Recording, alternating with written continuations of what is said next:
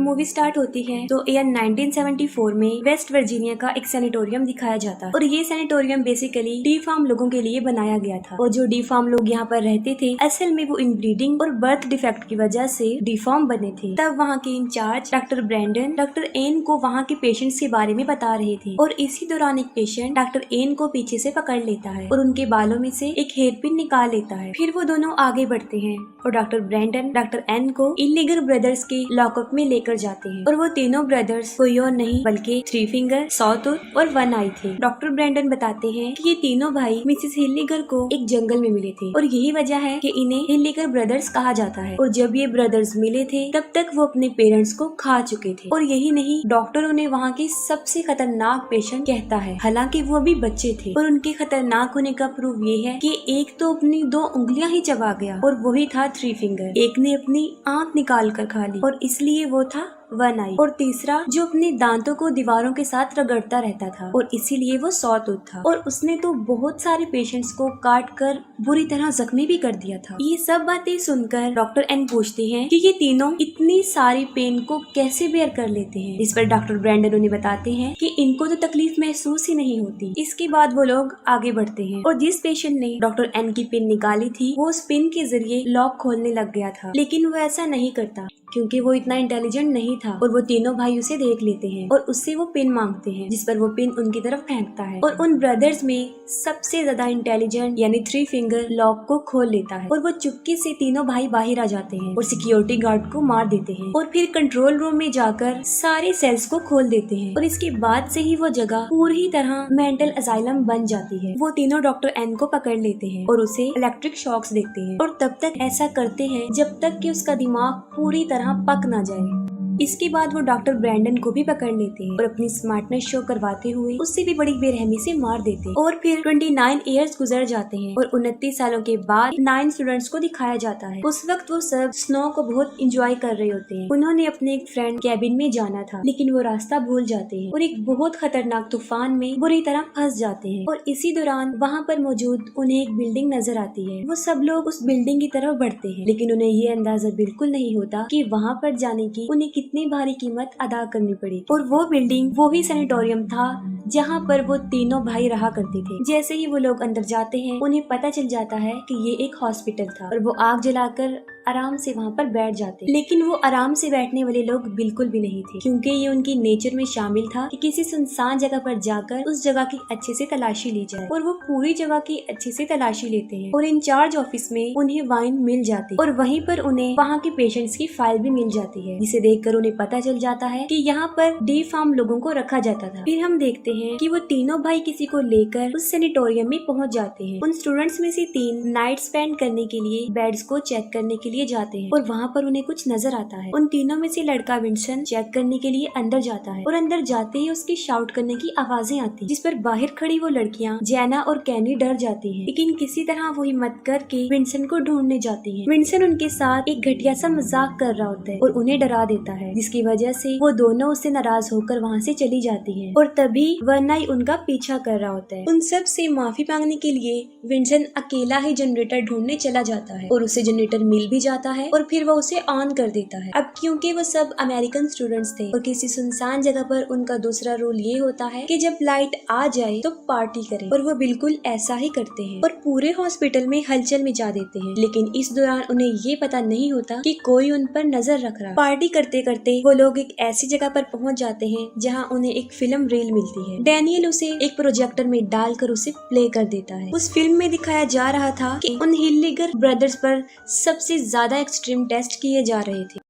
वो फिल्म देखकर लॉरेन कहती है कि उसका भाई उसे इनके बारे में बड़ी खौफनाक कहानियां बताता था। वो बताती है कि वो लोग बड़े खतरनाक थे और लोगों को मारकर खा जाते थे, लेकिन किसी को भी उसकी बातों पर बिलीव नहीं आता और सब सोने चले जाते। रात को सब लोग अपने अपने रूम्स में सो जाते हैं लेकिन विंसन को नींद नहीं आती और वो टहलना शुरू कर देता है। वो देखता है कि सामने कोई खड़ा हुआ था और वो उसका वही फ्रेंड बॉटर था जिसके कैबिन में उन्होंने जाना था। जब वो उसके पास जाता है तो वो देखता है कि वो मर चुका है और उसे कुछ सोचने समझने की मोहलत दिए बगैर सॉटूथ उसके सर में एक आयरन रॉड घुसा कर उसे मार देता है। जब सुबह हो जाती है तब भी तूफान रुका नहीं था और वो अभी तक वहीं पर होते हैं। वहाँ पर विंसन मिसिंग होने होने की वजह से जैना सबसे उसके बारे में पूछती है, लेकिन किसी ने भी उसको नहीं देखा था और इसके साथ साथ उन लोगों का सारा सामान भी गायब था। इस पर वो सोचते हैं कि शायद इस बार भी विंसन उनके साथ कोई मजाक कर रहा है और सब लोग उसे ढूंढना शुरू कर देते हैं। उनमें 4 स्टूडेंट्स बेसमेंट में जाते हैं और वहाँ पर उन्हें अजीबोगरीब किस्म का केज मिलता है जिसमें बहुत सारे औजार रखे होते हैं और जब वो आगे बढ़ते हैं तो उन्हें सारे सेल्स मिल जाते हैं जिनमें पेशेंट को रखा जाता था। और जब वो आगे बढ़ती हैं तो वो देखती हैं कि वहाँ पर बहुत सारा खून लगा हुआ है जिससे वो और ज्यादा परेशान हो जाते हैं। बेसमेंट में वो सब मुख्तलिफ डायरेक्शन में चले जाते हैं और तब जैना किचन में चली जाती है जहाँ पर वो देखती है कि सॉटूथ वाटर के टुकड़े कर रहा होता है। तभी थ्री फिंगर वहाँ आकर सॉटूथ को ले जाता है। तब जैना भी जल्दी से वहाँ से भाग जाती है और उन सब लोगों के पास आकर उन्हें बताने की कोशिश करती है। तभी वाटर की जैकेट में कुछ उनके सामने आकर गिरता है। तब केनिया उसे चेक करने जाती है और जैसे ही वो जैकेट को खोलकर देखती है तो वो देखती है कि उसमें वाटर का कटा हुआ सर है। अभी वो सब संभले भी नहीं थे। वो तीनों भाई बालकनी से एक बाल वायर नीचे फेंक कर क्लेयर के गले में फंसाकर उसे ऊपर खींचने की कोशिश करते हैं। तब काइल उसके पाँव पकड़ लेता है और वो पूरा उसके खून से भर जाता है। इतनी कोशिश के बावजूद भी वो काइल को बचा नहीं पाता और उसका सर धड़ से अलग होकर उसके ऊपर गिर जाता है। वो सब वहाँ से भागने की कोशिश करते हैं लेकिन उनकी स्नोमोबाइल्स चल नहीं रही थी क्योंकि उन्होंने उनके स्पार्क प्लग निकाल दिए थे। अब उन्हें कुछ समझ नहीं आ रही थी कि क्या किया जाए। लॉरेन जो कि स्की चैंपियन थी वो डिसाइड करते हैं कि वो स्की करके हेल्प लेने जाएगी और तब वो मदद लाने के लिए वहाँ से चल पड़ती है। बाकी सबके पास गर्म कपड़े नहीं थे और वो उस तूफान में भी नहीं खड़े रह सकते थे। तब वो इंचार्ज ऑफिस में खुद को लॉक करने का डिसीजन लेते हैं। वो जल्दी से भागकर ऑफिस में जाते हैं और अंदर से खुद को लॉक कर लेते हैं। अपनी सेफ्टी के लिए उनके पास कुछ नहीं था। हालांकि बेसमेंट में उन्होंने बहुत सारे औजार भी देखे थे और इसीलिए काइल, डैनियल और सारा बेसमेंट में जाते हैं और वहाँ पर थ्री फिंगर उनके पीछे पड़ जाता है और वो जल्दी से जाकर केज में छुप जाते हैं। और जब थ्री फिंगर वहाँ से जाता है वो बहुत सारे हथियार लेकर वहाँ से भाग जाते हैं। दूसरी तरफ वन आई ऑफिस के दरवाजे में होल्ड करके केनिया को पकड़ लेता है। इस पर ब्रिजिट उसके हाथ में ब्लेड मारती है और वो केनिया को छोड़ देता है और वो सब बेसमेंट में से भाग रहे होते हैं और सबसे पीछे डैनियल होता है। तभी सॉटूथ डैनियल को पकड़ लेता है और उसे किचन में ले जाकर बांध देता है। काइल और सारा जब ऑफिस में पहुंचती हैं तब वो देखती हैं कि उनके पीछे डैनियल नहीं था, जबकि वो तीनों ब्रदर्स डैनियल को जिंदा ही काट रहे होते हैं जिसकी चीखें वो सब सुन सकते थे। और लास्ट में बहुत सारी बहस के बाद वो उसे बचाने जाते हैं। तब काइल देखता है कि वो तीनों उसकी मसल्स को काटकर तेल में फ्राई कर कर खा रहे थे और डैनियल उस टॉर्चर से बच नहीं पाता और उसे मरा हुआ देखकर वो सब डिसाइड करते हैं कि वो उन तीनों को अपने ट्रैप में फंसाएंगे। ये सोचते हुए वो उन लोगों पर अटैक कर देते हैं और उन्हें एक सेल में बंद कर देते हैं। तब काइल उन्हें जलाकर मारने का फैसला करता है लेकिन केनिया उसे ऐसा करने से रोक देती है। वो इसलिए मना करती है क्योंकि शायद उसकी इंसानियत जाग गई थी और वो उन्हें मासूम समझ रही थी। वो काइल को उन पर पहरा देने के लिए वहाँ पर रुकने को बोलते हैं और खुद जाकर सो जाते हैं। और यहाँ बदकिस्मती से वो उसी सेल में लॉक थे जहाँ पर वो 29 साल तक लॉक रहे। और सबसे बड़ी बात ये कि जिस पिन से उन्होंने वो लॉक खोला था अभी भी वो पिन वहीं पर ही पड़ी थी। और जब काइल सो जाता है तब थ्री फिंगर अपनी स्मार्टनेस दिखाता है और लॉक को खोल लेता है और बाहर आते ही सॉटूथ काइल को पकड़ लेता है। और जब केनिया काइल को चेक करने आती है तब खुद ब खुद जनरेटर बंद हो जाता है और हर तरफ अंधेरा हो जाता है। और वहाँ पर वो देखती है कि ना तो वहाँ पर काइल है और ना वो तीनों सेल में है। वो वापस आकर सबको बताती है और तभी वहाँ पर कोई दरवाजे पर आ जाता है जिसका फेस कवर होता है और वो सब समझते हैं कि शायद ये थ्री फिंगर है जिसको वो बड़ी बेरहमी से मारते हैं और वो जान से मर जाता है। फिर वो उसका फेस देखने के बारे में सोचते हैं। तब वो देखते हैं कि वो थ्री फिंगर नहीं था बल्कि वो काइल था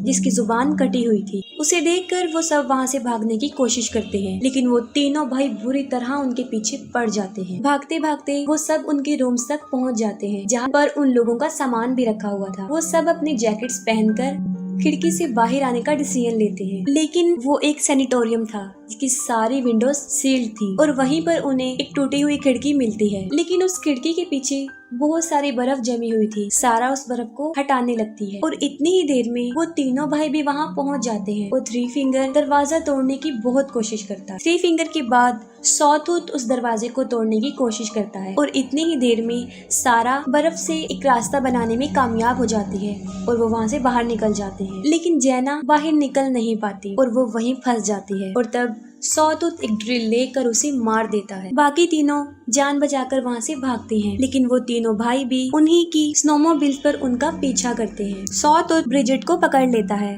जिस पर वो चाकू से उस पर हमला करती है और वो उसे छोड़ देता है।